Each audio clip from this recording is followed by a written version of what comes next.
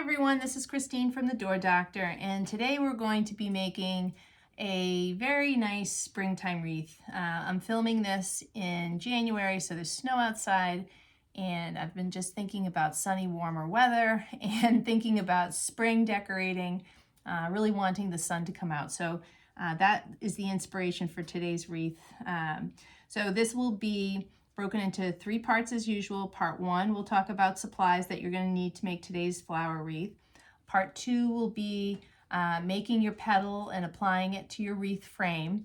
This will only require 1 petal type and a pretty basic Dean Michaels petal, so that'll be fairly straightforward.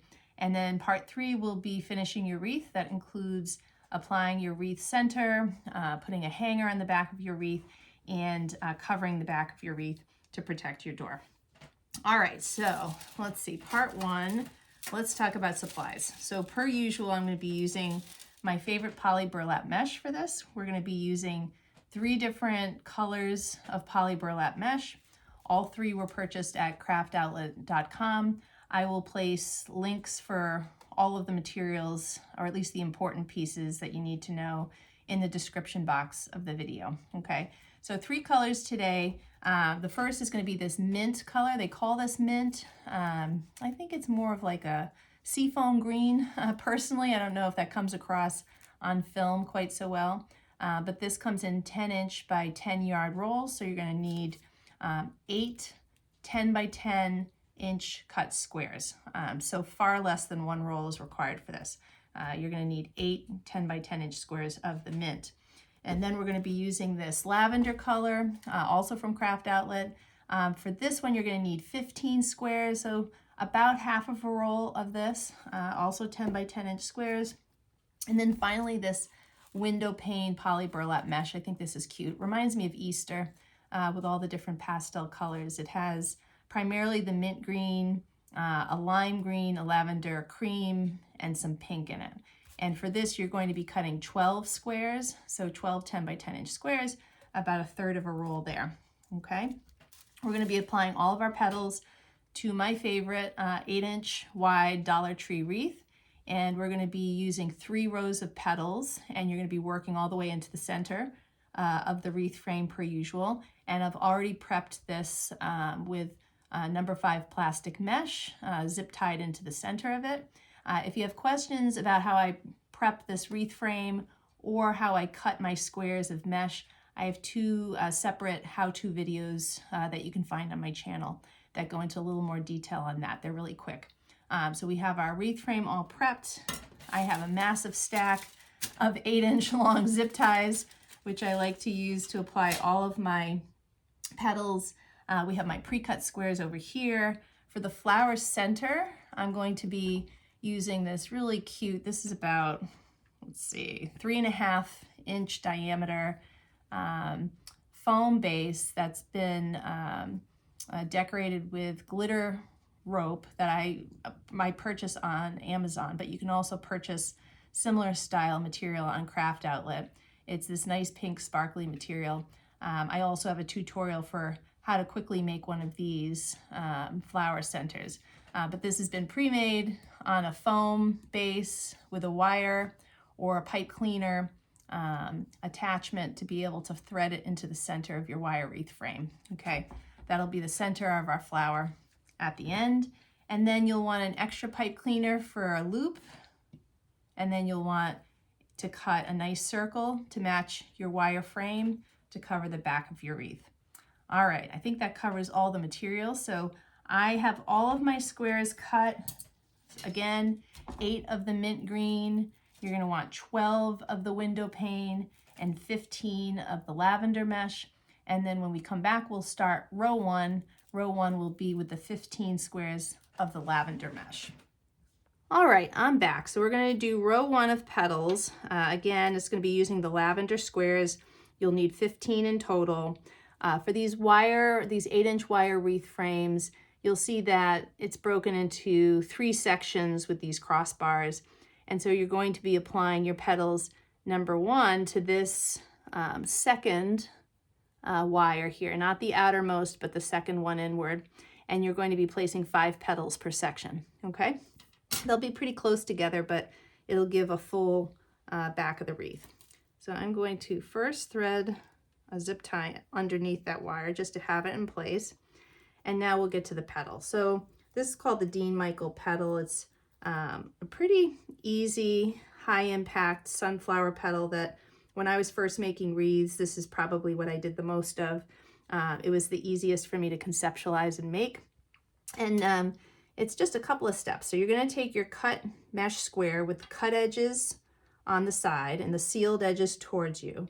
And I like to take this left lower corner that's facing me and bring it up to meet the opposite corner.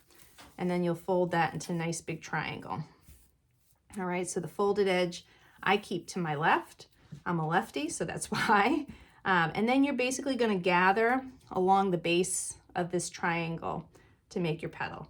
I always like to fold in this bottom corner before I gather it. It's just a habit of mine. So I make a little fold and then I start to grab and pinch. And I think I make 6 pinches in total, like that. And then you want to grasp it pretty tightly at the base. I usually like to shape it a little bit. You want to make sure your edges are nice and neat, that the underlayer is kind of hidden. Doesn't have to be perfect. And then you'll apply it to your wreath. And actually, I want to put this over here. We're gonna work counterclockwise here. So put this first one over here. All right, petal 1. So let's get petal 2 ready. I'm going to slide my zip tie underneath that wire. We'll take another mesh square. So again, cut edges on the sides with the curl kind of facing up. Sealed edge towards you. Take this lower left-hand corner, and bring it up to the opposite corner. Give that a good crease. Make sure you like how your triangle looks, and then gather from the base of the fold to the opposite side. So I fold under a little bit and go 1, 2, 3, 4, 5, 6. And pinch it, shape it a little. You could flip this up. This gives one appearance, almost like a cupped shape. I prefer to curve it down. And then you just apply that to your wreath frame. Again, we're going to move counterclockwise. And the reason for that is that when you do that, this seamed edge of the petal will cover the cut edge of the prior petal. All right. Let's just make sure I like how that is. Tighten that. On to number 3. I think we'll do a full section together and then take a break. All right, so making my first triangle, giving that a good crease, and gathering one end to the next, shape it, zip tie it,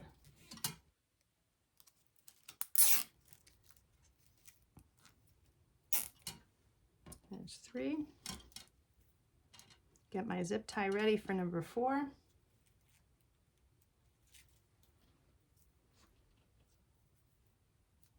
Make your fold. 1, 2, 3, 4, 5, 6.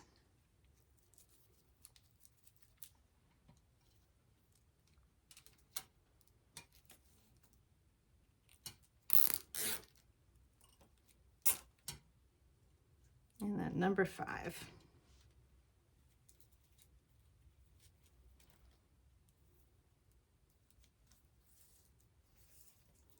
We'll fold under, then gather. Pinch it, shape it a little bit. I should add that all of these squares have been cut with a wood burner and then treated with a little Mod Podge on the side. And I think that helps, especially when you're shaping petals like this, bending them around, keeps the edges from fraying. All right, let's take a look here. So that's our first 5. Get that into the camera there. So we've got 5 there. I'm going to keep going and do another 5 in the second section, another 5 in the third section.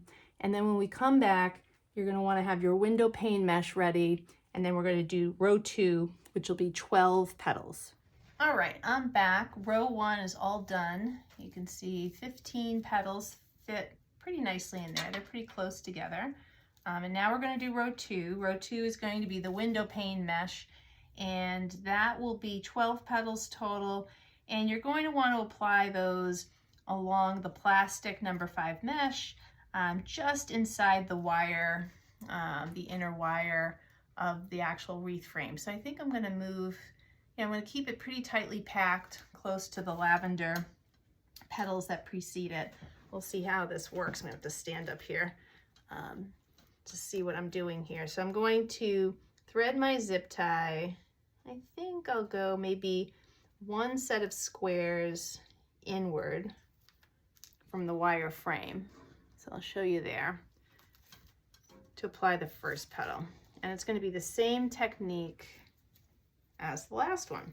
The thing about window pane mesh too, I should add, is that the sealed edges for this particular type of mesh have a different color on each side. So this is the lavender edge, there's a mint green edge. I think I'm going to consistently keep the lavender edge towards me so that that's the sealed edge of the petal that you're going to see on the wreath. You could certainly flip that around, doesn't really matter too much, but I'll be consistent. I'll use it, I'll fold it that way each time. So same petal technique as before. I'm gonna try to move this guy out of the way a little bit more. You're going to take this left lower corner, I have the lavender edge towards me, bring it up to the opposite corner of the square, flatten your triangle, and then gather along the base. It's a little trickier with window pane mesh just because of all the little open squares, but the visual is quite lovely because you have all these overlapping different colored sort of ribbons of mesh floating through it. All right, so there's petal number 1. And now because we're doing 12, usually what I like to do is break this row into quadrants. And so we're going to apply number 1 petal here. I'll put number 2 exactly opposite, and then 3 and 4 here and here. So I always like to say it's like, north, south, east and west. And then you fill in the space in between with 2 more petals for each space. So let's go over and do south here. I'm going to place this one. It doesn't have to be exactly opposite your first petal, but extra credit if you get it that way. All right, I'm going to again keep the lavender edge towards me when I fold this.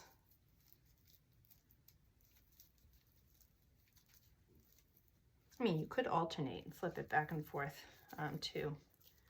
Have the lavender edge for one and the mint green edge for the next one, but all right, there's number 2. And then we'll put number 3. And once I finish this row, I'll flip it over so you can see zip tie placement. All right, so same petal technique for all 3 rows.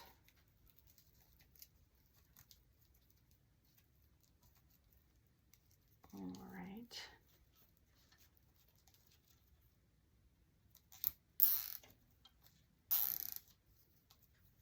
Shape it a little bit before I tighten that zip tie. And then number 4. Let's see, we'll put it right about there. I feel like my table's getting smaller today. I have less space to do all of this on camera.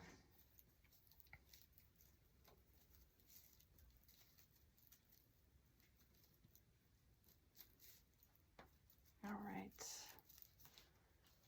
there's number 4. So now you can see that row 2 I've sort of broken into again, quadrants. And now you have 8 more cut squares, and I'm simply going to place 2 in each of these remaining spaces, again working counterclockwise. And here you'll just have to equally space your zip ties. I don't spend too much time fussing over the perfection of that.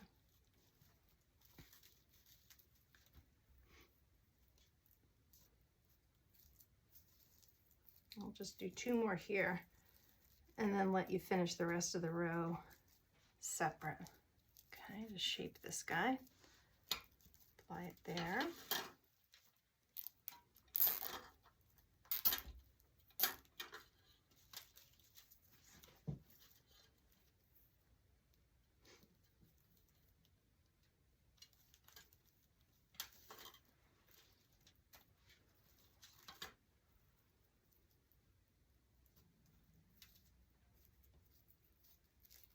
All right.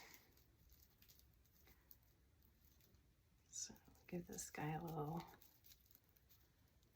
shaping, and this will be petal number 6 of 12. Just zip tie that pretty tightly. I'm going to cut these zip ties. I'm going to tuck in this cut edge underneath the one next to it, carefully, of course, so it doesn't start to fray. I'll flip this around for you so far so you can see how close to the edge I place the zip ties. I'm going to step away. I still have 6 more petals. I'm going to place 2 here, 2 here, 2 there. That'll finish row 2, and then we'll move inward for row 3, which will be the mint green mesh. All right, so row 2 is all done. It's looking really pretty. And I have to say, you know, I think you could do row 3 with the same window pane mesh. I love all the mix of colors here, but we're going to stick to our original plan, and that's going to be to finish with this solid mint green in the center. So this is going to be row 3. You're going to have 8 petals total here. Row 2, that's what it looked like along the edges of the wire frame there. Row 3 is going to be slightly inward. There's not a lot of space here to do 8 petals, but I think the placement of my first zip tie will be just in front of the tip of the zip ties, or rather the petal from row 2.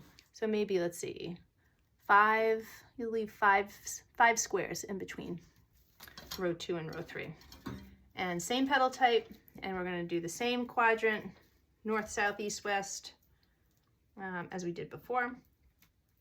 This time though, you'll only fill in those spaces with 4 petals. All right. Gets a lot tighter for row 3.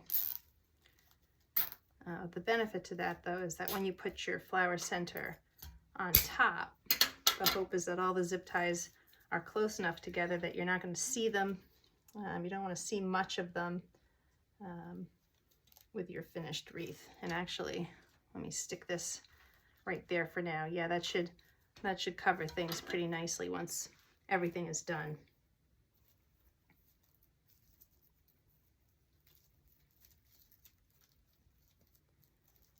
So let's shape this guy up. So that's, I did north, here's south.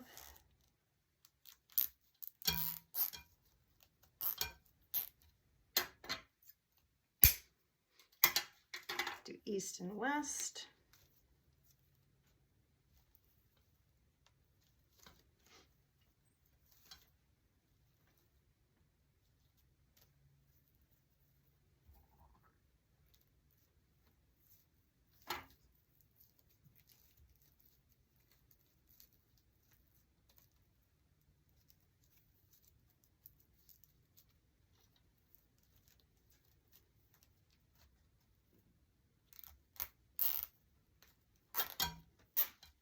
Right, and then number 4, getting closer and closer together.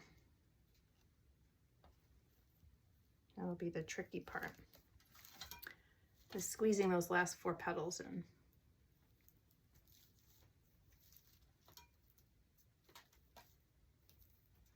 So starting to move a little quicker with the petal making Same technique as before. Fold your large triangle and then gather it along that folded edge, shaping it as you go. And then usually I like to give it a little extra shaping before I tighten that zip tie, before I fully commit. All right, so now here's your first 4. And now you just have 4 more that you're going to squeeze into these spaces. I'll do 1 here together, and then I'll probably do the rest off camera. And again, I move counterclockwise. You're going to have to tuck the edge of each of these final 4 flower petals underneath the one next to it. I'll show you that in a second. You just want to tuck the cut edge under. Let's bring this guy over. So you're going to apply that in the little space in between. Tighten your zip tie, and trim it. And then you'll take this cut edge and just slip it underneath the petal next to it. So you have that sealed edge covering it. All right. So I'm going to finish petal 3, or rather petal 6, 7, and 8. So our final ones. And then when we come back, we'll be all ready to finish our flower. All right, welcome back. Row 3 is done. Looking pretty cute. I'm going to flip that over so you can see zip tie placement for row 3. And now all we have to do is finish our flower. So earlier in a separate tutorial, I prepped one of these little sparkly wreath centers. Usually I make these, I'll put information in the description box for this video too. Usually I use glitter rope that I buy on Amazon on a foam base, and then use a little pipe cleaner attached to the back. This is just, you know, glued on in progressively larger little loops there. Pretty high impact. It's simple to do, really pretty. You're going to use your pipe cleaners to thread this into the center of your wreath. And hopefully this will cover all of my little zip ties. Looks like it will. I'm going to flip that over and give it a good twist on the back. Cut my ends here. And then just tuck these in. You won't see them on the other side. Let's flip over and see how we like it. I think that looks cute. So we've got a little hint of pink in the front with the mint. And now you want to put on your hook and then your felt backing of your wreath. So I'm going to move this guy to the side and bring in my pipe cleaner. So simply here, you're going to want a nice loop placed, you know, personal preference where on the back of your wire frame. You're going to be hooking this to the outermost wire on the 8-inch frame. And the way I do this is I just take a 12-inch long pipe cleaner, I fold it in half, and then I fold each half in half to form a letter W. Okay, or at least that's what it looks like to me. And the peak of the W, this part is going to be your loop. So take your wreath. Let's see where I want this. I think I'll place it right around here. I'm going to take the point of the W and thread it under the wire frame so that the legs of the W are also over the wire frame as well. And then you're going to take each one of these legs and loop it behind the middle part of the W. So like, oops, like that. You can see it. And then usually I grab each of these legs, I pull on the loop, make it a little taut, and then usually I wrap each of these legs around the front again at the base of the loop, give them another tug, and then you can take these loose ends and usually I like to just thread them around the inner row of the wire. Just tuck them out of the way. Okay, like that.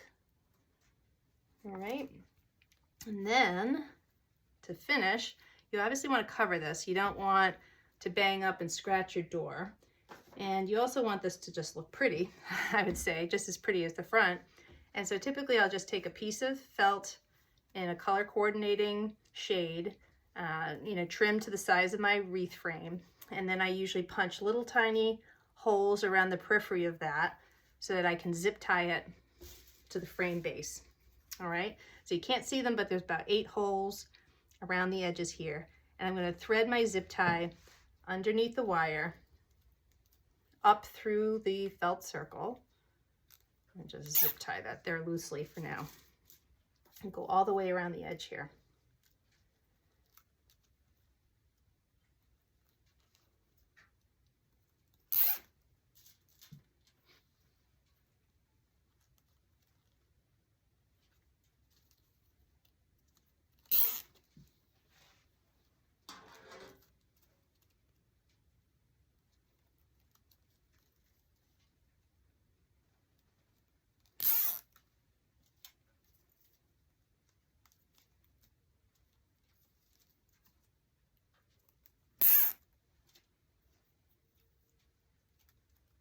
See if I could find that hole. Okay, sometimes they're so tiny I can't locate them.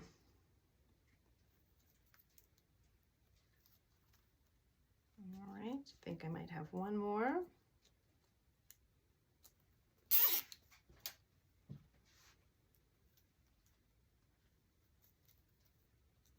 All right, and then once they're all attached, I just go around and tighten them, make sure it's even and not pulled to one side more so than the other. Make sure it's centered there. There we go. And then you're just going to trim these and tuck these little cut edges underneath your wire frame.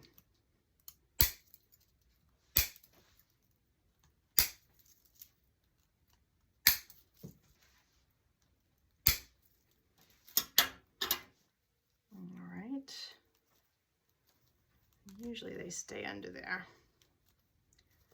There, you get a nice smooth finished back of your wreath.